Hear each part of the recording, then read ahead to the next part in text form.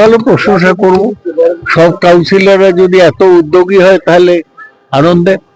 একটা ওয়ার্ড তারা রহিম সাহেব এবং কৃষাণুদের নামে ক্রীড়াঙ্গন করছে, সেটা যেমন আনন্দের, তেমনি একটা পুষ্করিণী তার সংস্কার হয়েছে, সেটাও খুব আনন্দের। আমি চাইবো যে সমস্ত ওয়ার্ডেই কাউন্সিলর, এখানে সুরজিৎ এবং গীতা রায়চৌধুরী মিলে করেছে, তারা এই উদ্যোগ গ্রহণ করুক, তারা টাকা পয়সা জোগাড় করুক, করে কাজটা করুক। নিশ্চয়ই বড় পাবো। এখানে স্ট্যান্ডও করা হবে রহিম সাহেবের নামে, আর মাঠটা তো করা হয়েছে কৃষাণুর নামে। খুব ভালো।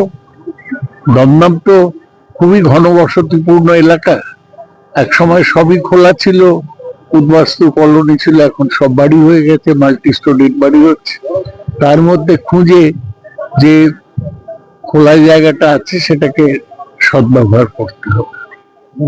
দুর্দান্ত মাঠ হয়েছে, এবং আমার সব থেকে আনন্দ হচ্ছে বাইরে কৃষাণুদের আমরা একটা স্ট্যাচু বসাতে পেরেছি। আর এইটা হচ্ছে রহিম সাহেবের নামে এই মাঠটা। রহিম সাহেব আপনারা হয়তো জানেন না, 62 সালে ভারতবর্ষ ফুটবলের শেষ সোনা পায় জাকার্তা, তার কোচ ছিলেন রহিম সাহেব। রহিম সাহেবের নামে আমরা দমদমে একটা স্টেডিয়াম করতে পারলাম। আমি মাননীয় মুখ্যমন্ত্রী মমতা বন্দ্যোপাধ্যায়কে প্রণাম জানাই।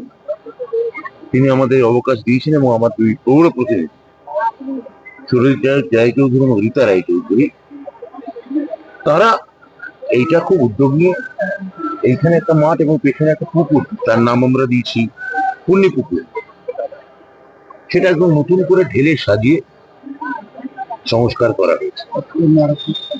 আর একটি স্বাস্থ্যকেন্দ্র আমরা করেছি, তার নাম আরোগ্য। সব মিলিয়ে এই 9 এবং 10 নম্বর ওয়ার্ড দক্ষিণ দমদম আমার পৌর প্রতিনিধিরা যা কাজ করেছেন, সেটা শুধু প্রশংসাযোগ্য নয়, বিশেষভাবে তারিফযোগ্য।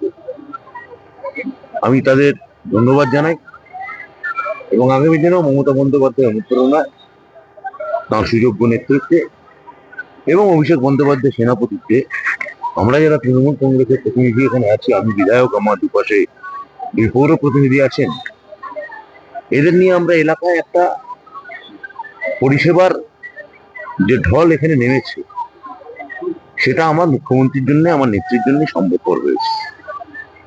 আমি সবাইকে, সংশ্লিষ্ট সবাইকে আরো আরেকবার ধন্যবাদ জানাবো। সুরজিৎ রায়চৌধুরীকে অসংখ্য ধন্যবাদ।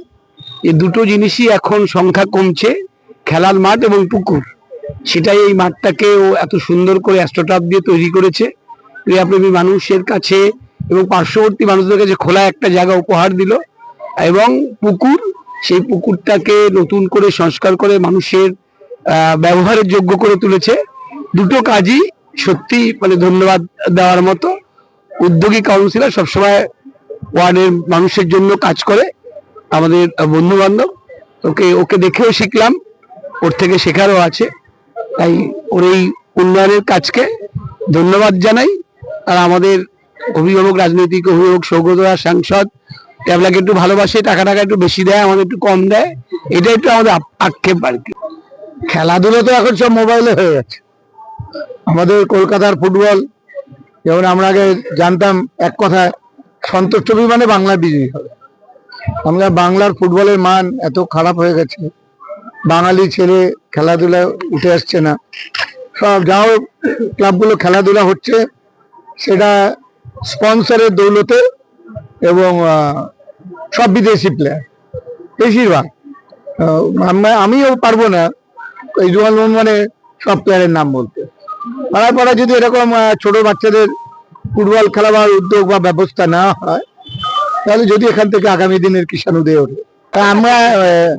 আমরা একটা কমিটি করে মাঠ খেলাধুলা বা কখন কে করবে, সেটাই উদ্বোধনের পরে আমরা বসে ঠিক করব।